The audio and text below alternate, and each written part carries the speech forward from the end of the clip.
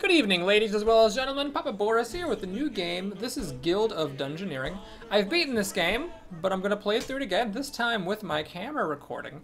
For those of you who don't want to watch this and just want to know my 2-second review of the game, I think it's awesome. I saw it on Northern Lions' channel, fell in love with it, and I went out and bought it. With that said, it's not exactly what I would call a finished game.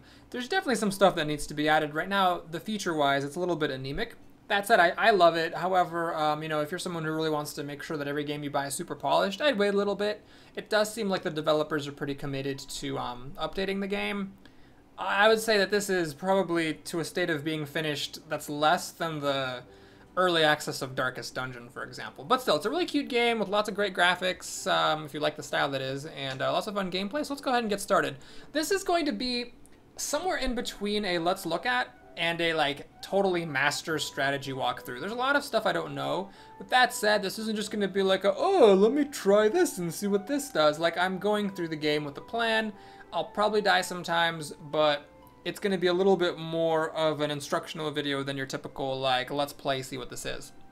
So the way this game works is you've got this Guild of Dungeoneering, and you start by placing one building, the barracks. You can put it anywhere you want to. I like to put my adventurers to the left and all my other stuff to the right. So let's go exploring without explaining anything else. We've got an adventurer, so ready to do it. Alright, we've got Mervyn the Chump, and we're entering the dungeon. So after you're done expanding your guild and doing whatever you want to do, you actually go on a mission. And the way that missions play out is kind of interesting. I'm not going to get to show you anything yet because the game actually makes your first move for you. So we'll talk about that afterwards, but you can see the game is place down a tile, place down some money, place down an enemy, and now we're going to go fight this thing. Okay, so let's talk about how combat works in this game. You've got a deck of cards. It's the same cards every time, although your deck can change as you go along. You draw 3 cards and you can play one of them. You get to see which card your opponent has played. Now, there's a few different symbols that we'll see. Negative heart means you hurt yourself. This little symbol means you deal 1 physical damage, and we're going to see symbols later on that are for magical damage. There's 2 types of damage in this game, physical and magical. There's also shields, which can block. Now, this Cower card actually can block 1 of any kind of damage, either a physical or a magical. Most blocks, however, can only do one or the other.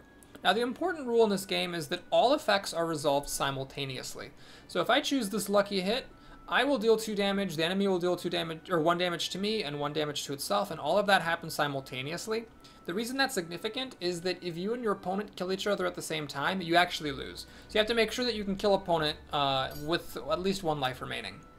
Okay, so now this ducky is going to headbutt me, dealing 2 damage, but it'll deal 1 damage to itself, so it doesn't matter what I do, anything will work, because I'm not going to die, and it'll kill itself. When you kill an enemy, you get 1 of 3 loot cards to add on to your character. So you've got an offhand, a head, a weapon, and a body. You can only have 1 of each at a time. If you don't want anything that's being offered to you, you can just take some gold, which will give you a gold card to put down in future rounds. You can hover over your character class to see what cards are in your deck. So Mervyn the Chump, and this is a little bit touchy, they're hopefully going to improve this interface. He has, 3 cards that deal 1 physical damage, 2 cards that block something, and then 1 card that deals 2 physical damage. Now, when you add a card to your deck, it gives you a skill. Like Kappa here gives you Fire 1. Fire 1 is this Fire Blast card, which deals 2 magical damage.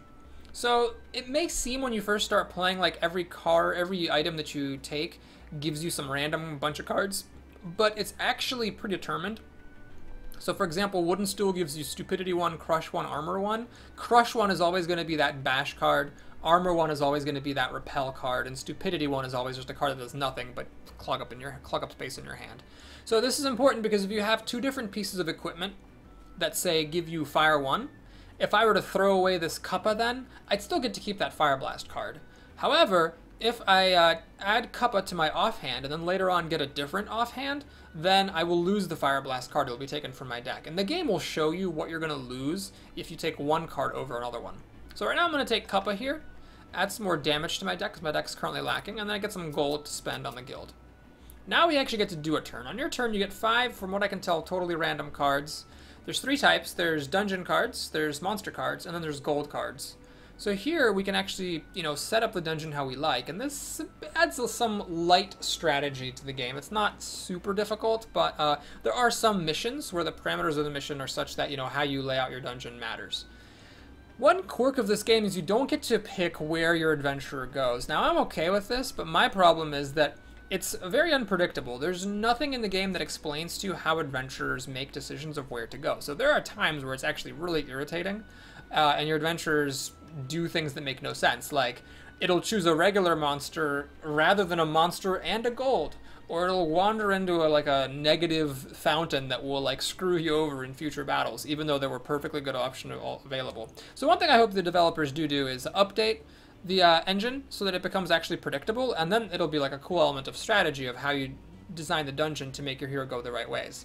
But anyway, I'm going to actually put this nasty rat down here, and I'm going to end the turn. We're going to fight this. This mission is just to defeat 3 monsters, so once I fight this rat and the next one, I'm done. We're not going to just stay around any longer than that. Okay, so this rat is going to bite me. Now, it's got this symbol here. This means that the bite cannot be blocked. One very basic element of strategy in this game is that if you have more health than your opponent, then you should try to quickly reduce their health as much as possible, heedless for your own health. If you have less health than your opponent, then you need to try to go slowly and preserve your health where possible. Obviously, sometimes you're not going to have an option, there's nothing I can do about taking 1 damage here. Luckily, I got Fire Blast, my new card, in my opening hand, so I have a health advantage over the opponent now, and I can just try to beat it down. Now, this will cause me to discard a card if the neurotoxin attack is successful. So let's talk about card advantage in this game. It's actually a little different from most card games. In Hearthstone, if you draw a card, well, you just drew a card. If you discard a card, you lose a card. In this game, every time you discard a card, that discard is actually permanent. So if I were to lose a card, and all discards, by the way, are chosen at random, then for the rest of the match, I would have only 2 cards in my hand. Similarly, if you play an effect that draws you a card, then for the rest of the match, you have 4 cards in your hand. So it's worth it to try not to lose cards. I'm going to actually cower away from this neurotoxin so that I don't have to take a discard. Alright, now I don't have any options here, so we'll just punch and claw, but it's okay because I've got the health advantage, so that's fine. Now here, cowering would make no sense because the bite is unblockable, so I'm just going to punch it. And again, an important rule here, if this rat were to deal 2 damage to me, and I were to deal the lethal blow to it, I would actually lose the game. So it's very important that you plan carefully for that rule when you're trying to manage how your combat is going to go. Okay, so we killed the rat, and now I get to choose another item. Wooden Stool I'm not a big fan of. I don't like adding stupidity cards to my deck unless there's a good reason to, and these rewards don't provide enough of a reason. Ruffled Shirt's kind of cool. Twig's kind of cool. I'm going to actually grab the shirt. This will just teach us a few new mechanics. So what Shift does is actually quite a few things. First of all, it's got a Lightning Bolt. Lightning Bolt means that it happens before your opponent's card is played. This means that if you and your opponent were to kill each other simultaneously, if you were playing a quick card, you would actually kill them and then survive. So that can be very significant sometimes. The black symbol there means that I draw a card after I play it, giving me more options for what to do on my turn. So let's go ahead and fight another one of those rats, and hopefully win this mission. If not, that'll be really embarrassing, but I'll take it. If I die, then I die. Sometimes you just get unlucky and you lose. Now, the way leveling up works in this game is actually very simple. There's no experience or anything. If you kill a monster that's the same level of you, or higher, you level up. You get an extra hit point, as you can see, and you also get to choose a loot item. Now, if you kill a monster that's lower level than you, you still get a loot item, but you don't level up, no matter how many such monsters you kill. Also, killing higher level monsters, I believe, gives you a greater chance to find better items, but I'm not 100% sure exactly how that works. That just seems kind of anecdotal. Okay, so that was our introductory mission. After this, I'll talk a little bit about expanding your guild. So every mission that you defeat gives you a gold reward, plus whatever gold you found while you were picking gold up and walking around. Now we're in this place where we can expand the guild. So I'm going to actually talk about this quite in depth. Most Let's Play videos are like, oh, let's just get this thing. And that's fine. That's totally fine. That's just I'm trying for a little something different. This is going to be a little more strategy to help you prepare when you actually play this game yourself. So there's 3 different categories of expansion that you can do. There's Might, Magic, and Loot. Additionally, there are 3 tiers. The first tier, second tier, and the third tier. Now, everything in the first tier costs 50 gold, and there's no prerequisites, so you can get any of these things that you want to. The second tier costs 500 gold, which is 10 times as much. And the third tier costs 2,000. Now that might seem a little crazy, but what eventually ends up happening is missions start giving you much bigger gold rewards. So in that way, the game kind of paces when you do level 1 stuff, when you do level 2 stuff, when you do level 3 stuff. For anything in tier 2, you need to have the thing before it unlocked, as well as at least one other tier 1 item in that same category. So for example, to unlock the Ranger, I would need to have, actually, maybe it's not the one directly before it. Maybe it's just any two. See, I don't know some things. But you need to have 2 things from tier 1 in order to unlock it. Okay, so this one needs 2 tier 1 unlocks and Talisman of the Trickster. So some of them require the thing right before it. Others can require just any 2 unlocks from the previous tier in that category. Now let's talk about the different categories. So loot gives you access to better items. And this is another area where I hope that the developers eventually make the game a bit less opaque. Because basically, you can see the skills that these items give you.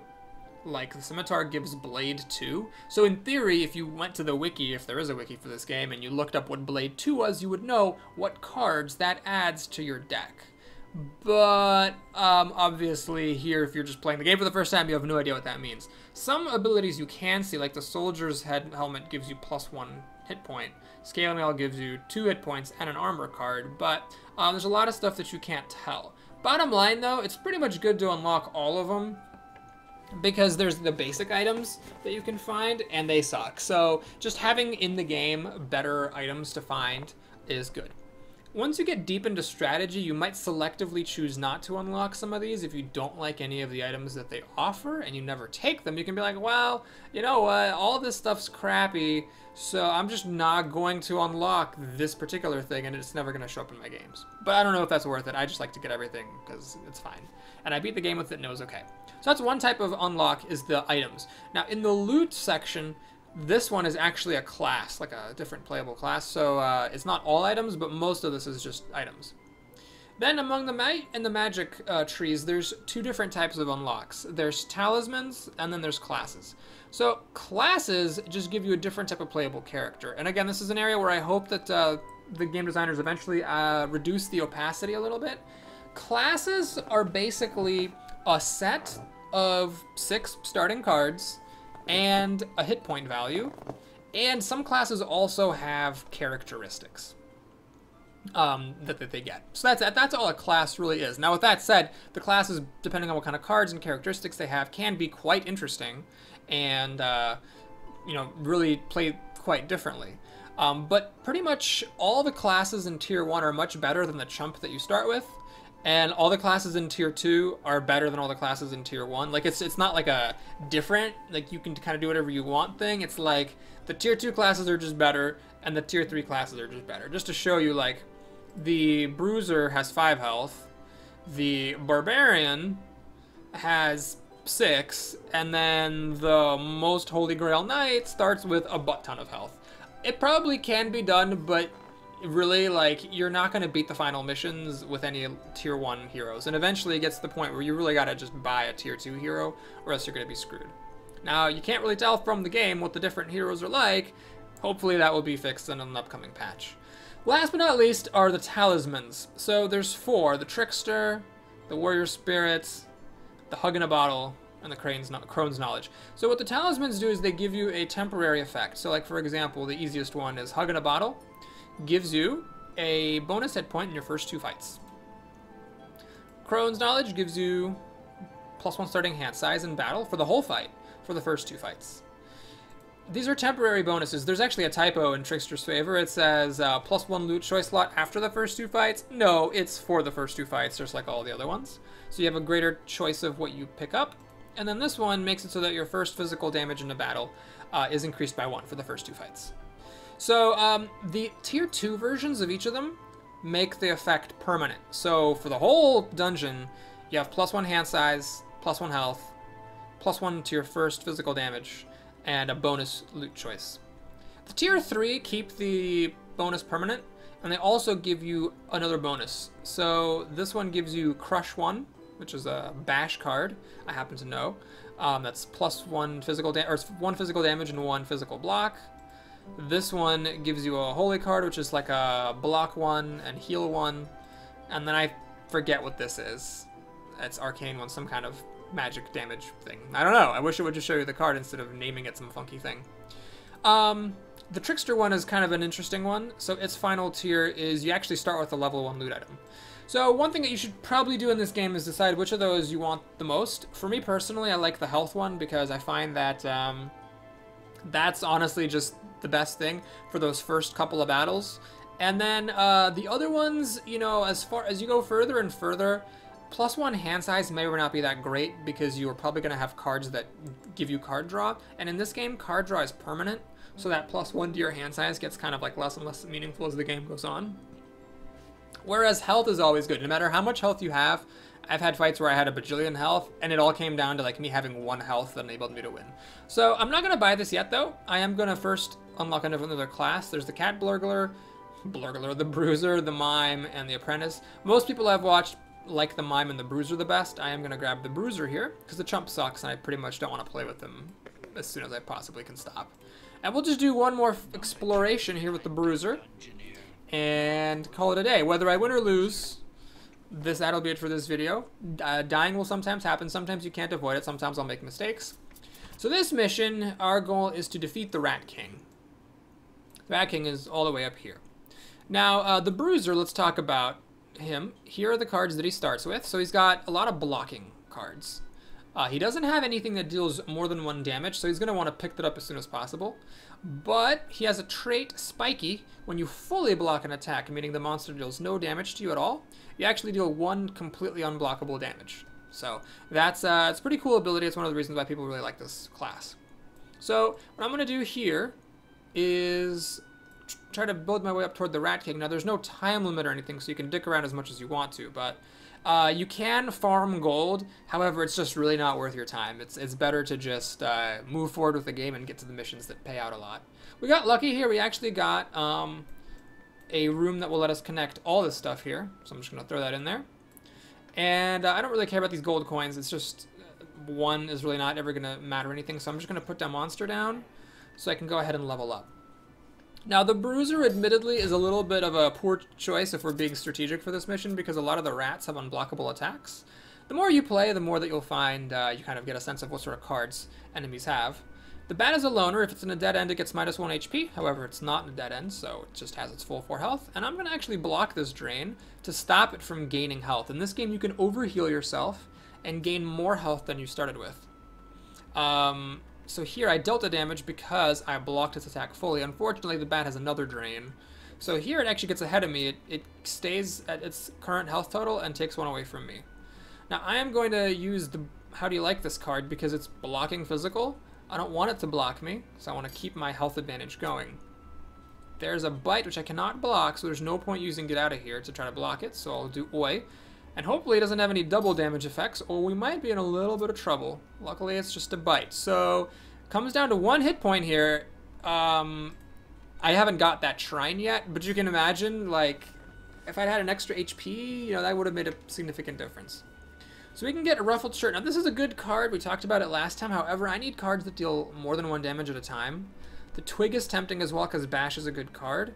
But again, a lot of these rats have unblockable abilities. So I'm going to grab Kappa again because since these creatures are going to have lots of unblockable attacks, I want to make sure that I can get ahead of them in the damage race. Now, being level 2 and having gotten an extra hit point for this, now I have 6 to start with, will certainly help with that. Okay, I'm going to grab a giant rat in here because the rats typically are better than the bats. The bats have those healing cards which can mess you up. But the rats don't, so I am going to prefer to fight the rats over the bats. Proper blingin'. Okay.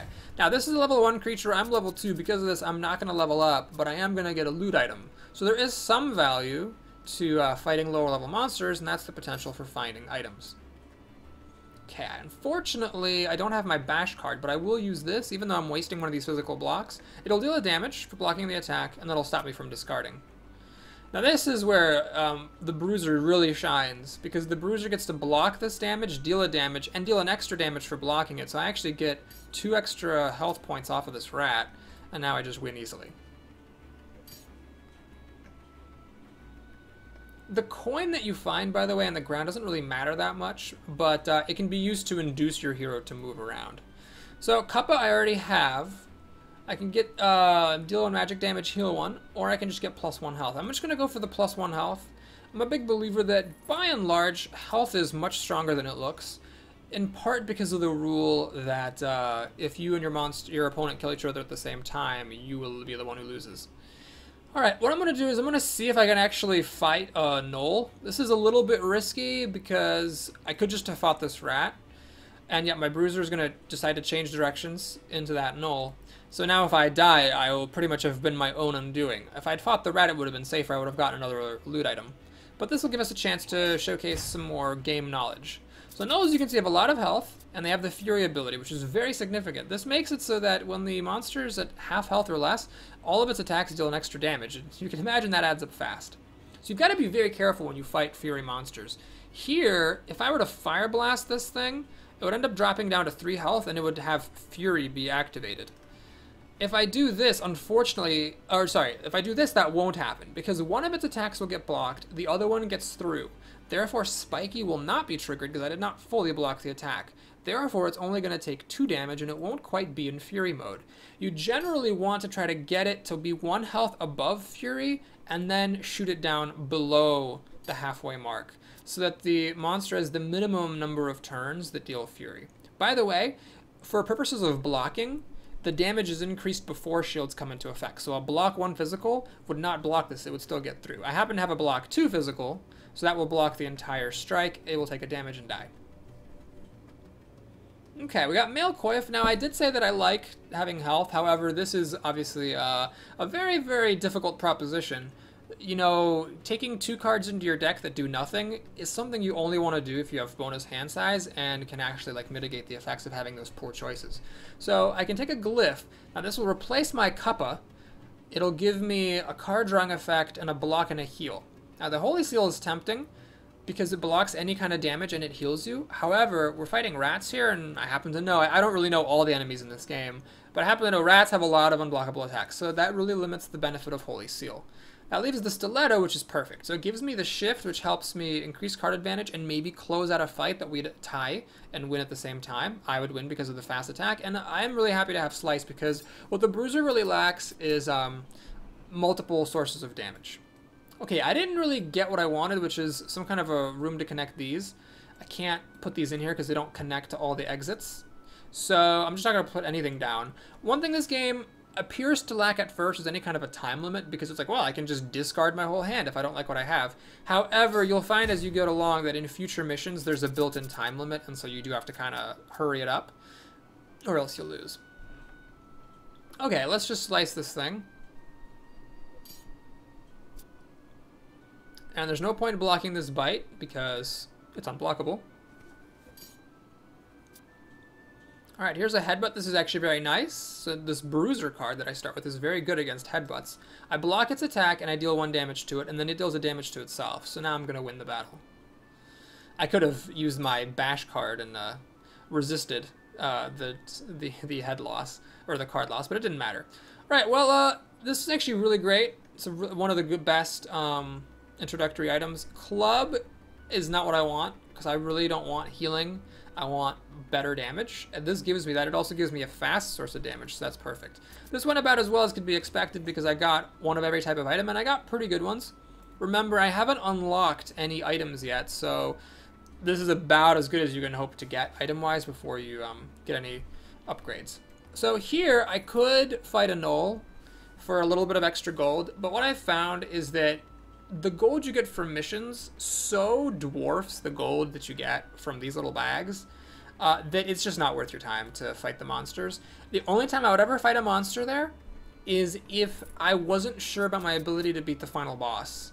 Like if that were in doubt, I would fight some more monsters. I can't level up because I'm level 3 and these are all level 2s. Remember, no matter how many lower level monsters you kill, you don't level up. You just level up instantly the moment that you kill a monster of your level.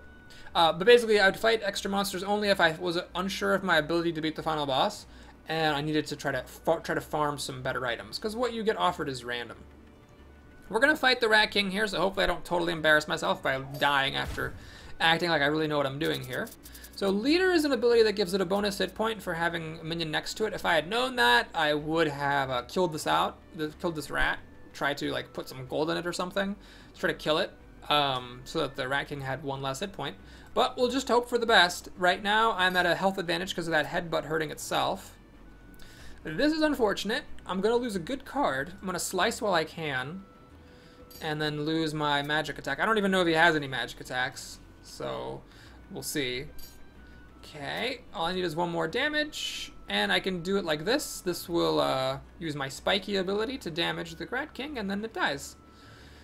So that is a quick look at Guild of Dungeoneering. I got 69 gold, perfect number, so that now I can add something else to my guild. Let's put the trophy room down below. I never go here, this is all kind of pointless, but it's kind of cute if you enjoy theming. So let's expand the guild. So right now I could add some loot to the game. However, I'm actually going to grab this talisman. Now, a quick note, the class, I'm going to play with the same class pretty much all the time. Unless there's like an opportunity where I just have money overflowing. If you were playing the game for the first time, obviously you could like experiment with all the classes. You make enough money in this game to eventually unlock pretty much everything. But here, I know it's not as exciting maybe for a video, but I'm going to try to take a strategic approach to this game, and spending money to unlock lots of different classes is a waste of your money. It slows down how quickly you're able to get to tier 2, which is important, because these classes are insanely better than the other ones. Now the class I'm going to use at tier 2 is the Barbarian, and this means I am going to lose some money, because if I were to pick, say, the Talisman of the Warrior, then I would have the requirements needed to unlock the Barbarian. However, by getting a talisman from the magic tree, I'm going to have to basically waste some money buying something from tier 1 to be able to get the Barbarian at tier 2. And yeah, that kind of sucks, but I'm going to do it anyway because I just really believe that firmly that the Hug in a Bottle, the extra hit point, is the one that makes the most difference for your first 2 fights. So that you don't just die and have to start the dungeon over because you got a little bit unlucky. It kind of reduces the impact of that. Okay, well that's it for this first video. I'll have another one posted soon with some more gameplay. And again, I'm going to do a full playthrough of the game and try to make this as strategic as possible. Thanks for watching. I hope to see you again soon. Take care, everyone.